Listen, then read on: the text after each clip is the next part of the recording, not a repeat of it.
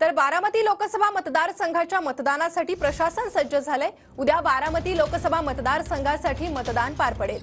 एकूण 2516 मतदान केंद्रावर मतदान प्रक्रिया पार पडणार आहे। तर 23,72,000 मतदार आपला मतदानाचा हक्क बजावणार आहे। मतदान प्रक्रिया सुरळीत होण्यासाठी 13,000 अधिकारी आणि कर्मचाऱ्यांची नियुक्ती करण्यात आली आहे। निवडणूक अधिकारी आपल्या नावडकर सर आपल्या बरोबर आहेत। सर, बारामती तालुक्यामध्ये किती मतदान केंद्र असणार आहेत, कसं सगळं नियोजन केलेलं आहे प्रशासन? बारामती तालुक्यामध्ये एकूण 380 मतदान केंद्र आहेत। 380 मतदान केंद्राचं साहित्य वाटप आता आम्ही सुरू करतोय। सर्व पोलिंग पार्टीज या ठिकाणी जमा झालेले आहेत। पोलिंग पार्टीजला साहित्य देताना आम्ही EVM प्लस मतदान केंद्रावरचं साहित्य देतोय।